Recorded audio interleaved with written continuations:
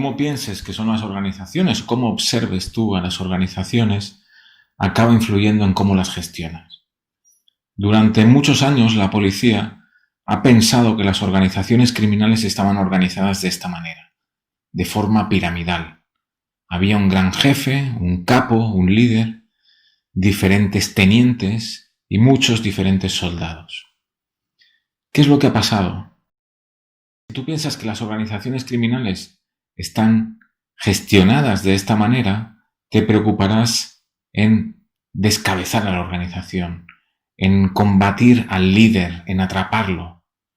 El problema es que durante mucho tiempo la policía ha gastado muchísimos recursos, tanto en vidas humanas como en dinero, en tratar de capturar al líder, al Pablo Escobar de turno. Y cada vez que descabezaba a una organización criminal, la organización seguía funcionando. La droga seguía llegando a los puertos, el crimen seguía sucediendo o el terrorismo seguía actuando. Sin embargo, con el tiempo, tanto la policía como el Estado se dio cuenta de que las organizaciones criminales no estaban organizadas de esta manera. No eran una pirámide, eran más bien una red criminal. En los últimos años se ha dejado de ver a las organizaciones criminales como si fuesen una organización piramidal lideradas por una o dos personas. Por ejemplo, dos investigadores colombianos, Salcedo y Garay, llevaron a cabo una investigación para tratar de analizar cómo estaba organizado el cartel de la familia michoacana dedicados al narcotráfico en México. Ellos analizaron los informes judiciales y fueron identificando a todos los actores, personas y organizaciones que participaban en estas actividades delictivas, pero no las dibujaron o no las mapearon en forma de pirámide, tratando de identificar el líder, el teniente y el soldado, sino que fueron viendo cómo estaban relacionadas entre ellas, quiénes habían participado en crímenes juntos, quiénes se habían prestado información, a quién habían acudido en caso de necesitar ayuda, y dibujaron o graficaron la organización de la familia michoacana del cartel del narcotráfico en México en forma de red. Esto les sirvió para darse cuenta de varias cosas. En primer lugar, que no hay un líder del cartel de la familia michoacana en México, sino que el cartel está organizado en diferentes clústeres, en diferentes grupos.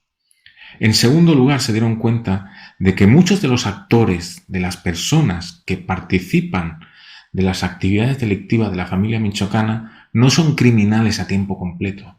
Son lo que ellos le llaman los criminales a tiempo parcial. Por ejemplo, un abogado, un alcalde o un programador informático, que muchas veces incluso participa de actividades delictivas sin saber que está trabajando para una organización del narcotráfico. Y en tercer lugar, se dieron cuenta de una cuestión muy importante, de que hay una serie de actores que actúan de puente, es decir, que actúan de conectores entre diferentes partes de la red. A partir de estos hallazgos, ellos proponían de que una manera de fragmentar y de romper las redes del narcotráfico en México no era dedicarle recursos a los líderes, a atrapar al líder, a atrapar al Chapo Guzmán de turno, sino era actuar sobre estos puentes, puentes que en muchos casos no eran personas que vivían en la cautividad, sino que eran abogados, algún alcalde o incluso un programador informático. Es decir, personas que eran mucho más fácilmente localizables, que se los podía vigilar e incluso que se los podía atrapar. Si se actuaba sobre ellos y se detenía a estas personas, la red se fragmentaría y esto afectaría mucho más al narcotráfico que quizá atrapando al líder de turno como se hacía antiguamente. Esta misma lógica, es decir, de pensar en red para tratar de entender a las organizaciones no como una pirámide, ni como un conjunto aislado de organizaciones, sino como una red, se ha aplicado también para actuar sobre las pandillas. Mucho se ha hablado de cómo poder combatir al crimen de las pandillas, es decir, qué se tiene que hacer para combatir a las pandillas. Tradicionalmente han habido dos grandes soluciones que no han sido realmente muy eficientes. Una era meter a la gente en la cárcel. ¿Cuál es el problema con meter a los pandilleros en la cárcel? Que muchas veces se sigue gestionando el crimen, tanto de violencia como de narcotráfico, como de extorsión desde la misma cárcel. O otra manera que se ha utilizado también es decir, bueno, como el crimen o las pandillas se encuentran ubicadas en una parte de la ciudad, vamos a aislar esa parte de la ciudad. Es decir, marginalicemos un barrio, que ese barrio se pierda, quede sin ley, donde no entre la policía y digamos de esa parte salvemos al resto de la ciudad. Eso que se ha aplicado muchas veces en grandes ciudades, incluida Buenos Aires, por ejemplo, o Chicago, tampoco ha funcionado. Es decir, el crimen sigue sucediendo o las pandillas incluso se hacen más fuertes en lugares más marginales donde no entra la policía o donde son ellos los que controlan casi todo. Hay un investigador en Estados Unidos llamado Gary Slotkin que él tuvo la idea y dice, ¿qué tal si tratamos a la violencia y a las pandillas como un virus que se propaga a través de las relaciones sociales? Es decir, si yo tengo un primo que es criminal, las posibilidades de que yo también sea criminal son mucho más altas. Y seguramente que si yo he sido un criminal o yo pertenezco a una pandilla, es muy probable que mis hijos o mis familiares cercanos también puedan pertenecer a esa pandilla o a otra o que también reproduzcan patrones de violencia similares. ¿Por qué? Porque lo que se concibe como violencia es algo que tú lo transmites. Entonces Gary Slotkin tuvo la idea de decir, vamos a tratar la violencia como si fuese un virus que se transmite a través de relaciones sociales. Y por tanto lo que necesitamos es romper muchas relaciones sociales. Él tuvo esta idea de los interruptores, que son personas que a lo que se dedican es a tratar de prevenir la propagación, en este caso de la violencia. Es decir, personas que identifican a personas que puedan pertenecer a bandas y charlan con ellos, les realizan formación y capacitaciones para evitar que pertenezcan a pandillas violentas. Es decir, tratan de cambiar las normas grupales. Es decir, tratan de interrumpir la propagación del virus de la violencia. Otra vez lo que vemos en este ejemplo es que se trata a las pandillas y a la violencia de los barrios como si fuese una red. De esta manera, nosotros podemos tener herramientas para romper esta red en este caso, ya que el objetivo en este caso era prevenir propagación de comportamientos violentos. En el sector empresarial pasa algo parecido. Las empresas no son entidades aisladas. Viven insertas en un conjunto de redes con las que se relacionan diaria y constantemente. Por ejemplo, las grandes empresas de España, La Caixa, Telefónica, Repsol, Mediaset, Ferrovial, el Banco Santander, mantienen muchas relaciones entre ellas, pero no necesariamente relaciones de compra y venta. Por ejemplo, compartir directivos.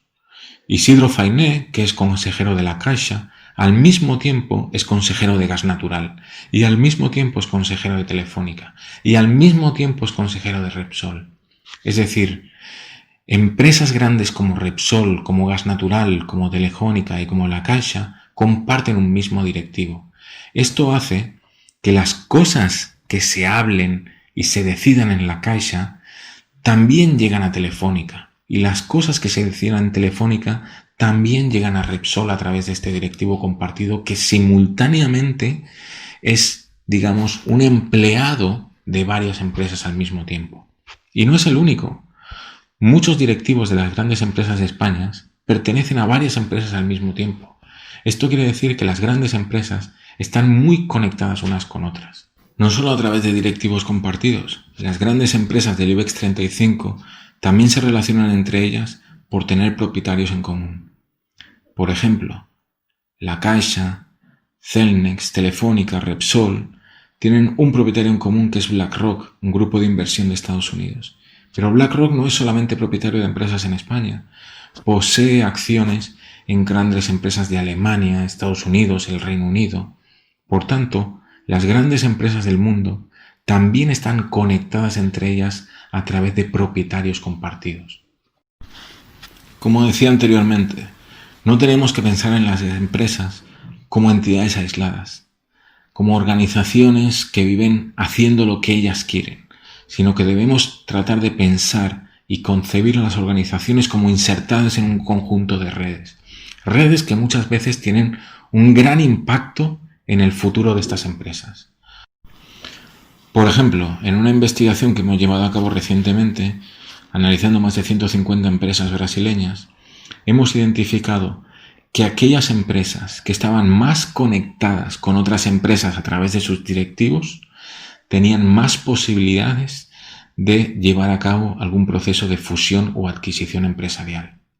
Es decir, las empresas que más directivos compartían eran empresas que más fusiones y adquisiciones llevaron a cabo.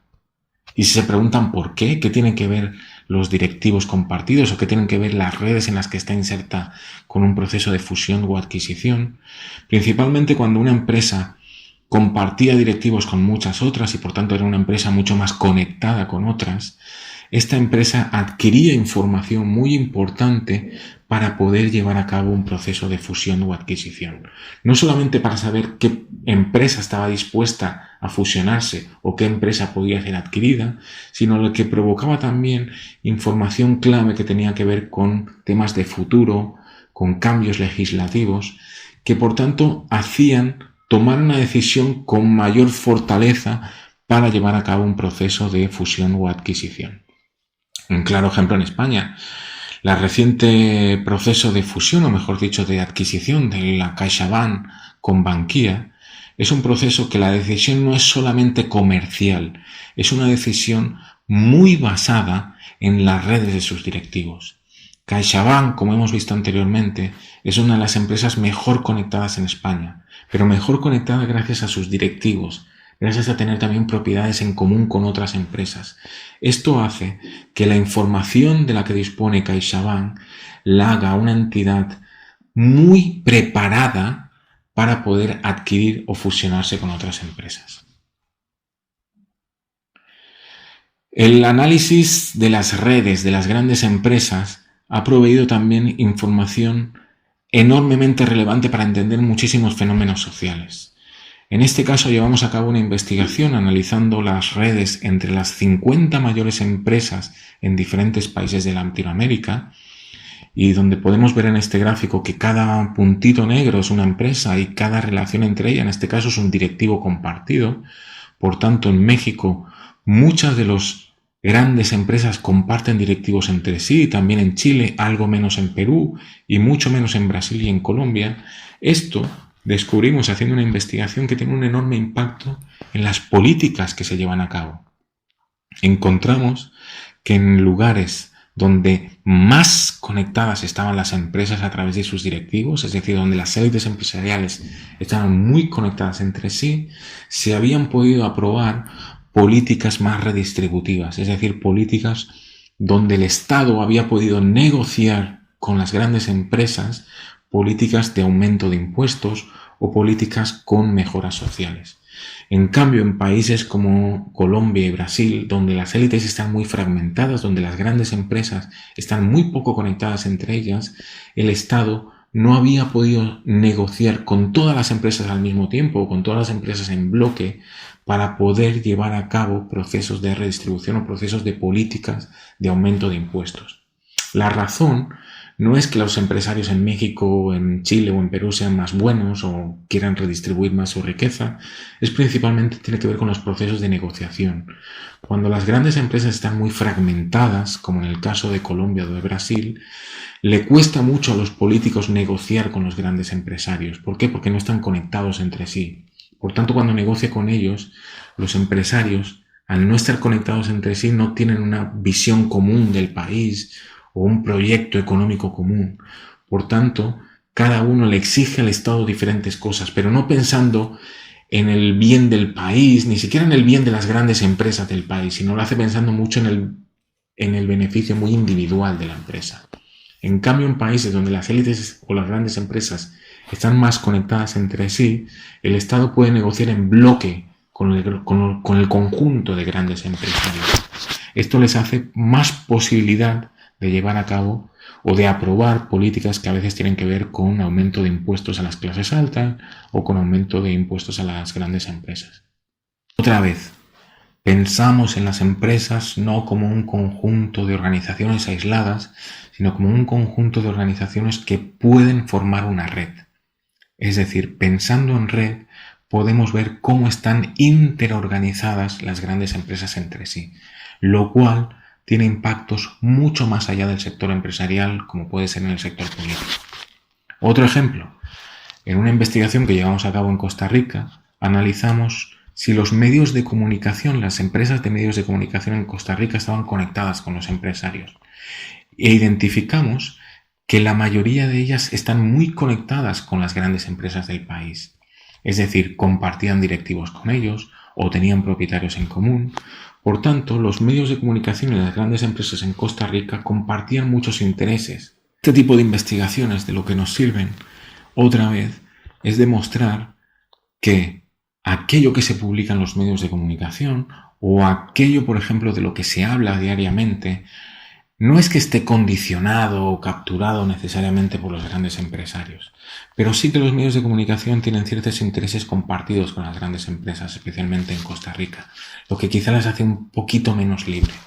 En una investigación que llevamos a cabo otra vez, identificamos en América Latina que en aquellos países donde menor libertad de prensa había, ¿vale?, era también los países donde había mayor desigualdad económica, donde había sido más difícil aprobar políticas de aumento de los impuestos a la clase alta o de aumento de impuestos a las grandes fortunas. Seguramente algo tiene que ver estas relaciones que hay entre las grandes empresas y los medios de comunicación. Otra vez, hay que pensar en las grandes empresas no como entidades aisladas, sino como entidades que están insertadas dentro de un conjunto de relaciones. Y entendiendo este conjunto de relaciones, podemos entender muchas de las cosas que suceden en un país. Posiblemente os estéis preguntando, bueno, ¿y cómo puedo yo llevar a cabo una investigación de las empresas analizando sus redes? Bueno, yo creo que hay 3 pasos fundamentales. El primero de todo es que hay que pensar en red. Nosotros muchas veces hemos sido educados en un paradigma a veces muy individualista, pensando que las cosas que hacemos o no hacemos es una decisión que tomamos nosotros solos, o también hemos crecido a veces pensando que lo que nos domina es la cultura, es decir, que lo que nosotros hacemos o dejamos de hacer es una cosa muy influida por la cultura en la que hemos crecido, por lo que nos han enseñado. Bueno, la visión de redes es algo diferente y plantea que nuestro comportamiento, lo que nosotros hacemos o incluso no hacemos, está muy condicionado por las relaciones que tenemos. Es decir, la empresa puede fusionarse o adquirir otra empresa. Esa decisión no va a ser únicamente de una sola empresa o de la otra, no es una relación entre 2 empresas únicamente, sino que es fruto de las relaciones que tiene también con otras empresas que le pueden dar información clave o le pueden proveer apoyo financiero. Pensando en red, podemos ver muchas cosas más allá de relaciones solamente comerciales entre 2 bandos. Pensar en red se consigue leyendo principalmente teorías de redes, es decir, investigaciones teóricas y empíricas que se han llevado a cabo previamente que enfatizan que lo relevante para entender el comportamiento son las relaciones, que lo que nosotros haremos o no haremos dependerá mucho de con quién nos relacionamos.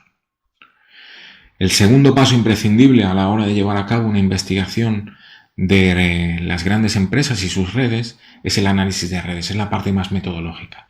Esta parte más metodológica está destinada a cómo se hace la investigación, es decir, cómo yo recojo y recolecto datos de redes, es decir, de relaciones, cómo yo almaceno esta información en unos softwares específicos y cómo llevo a cabo un análisis, que normalmente se lleva a cabo en 3 grandes niveles: el nivel de cohesión, el nivel de las comunidades y el nivel de los actores centrales o conectores.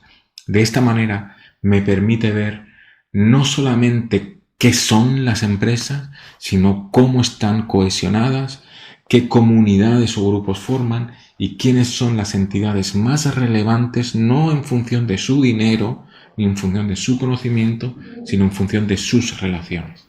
El tercer paso, acción sobre las redes, lo que señala es que las redes no son estáticas, no siempre son iguales. Las redes van cambiando con el tiempo, pero no evolucionan de manera mágica ni natural, sino que a través de diferentes acciones o intervenciones las redes cambian. Y señalo esto porque es muy relevante que hemos de ser capaces de entender que las redes se pueden gestionar. Es decir, el networking, una palabra muy usada en el sector empresarial y también muy de moda, no es simplemente crear relaciones, ir a eventos o ir a conferencias a saludar. El networking es una aproximación que lo que hace es que te ayuda a entender situaciones de manera más completa.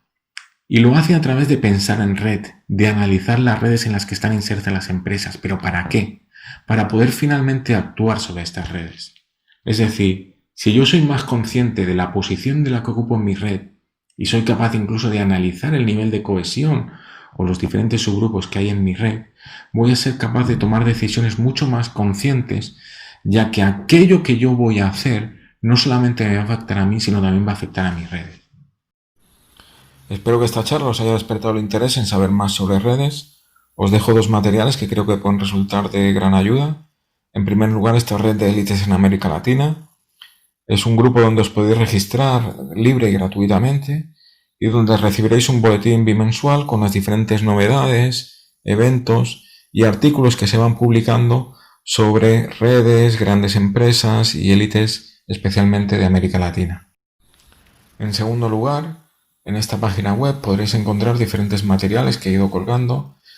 Por ejemplo, aquí tendréis un curso de análisis de redes. Es un curso totalmente disponible en YouTube.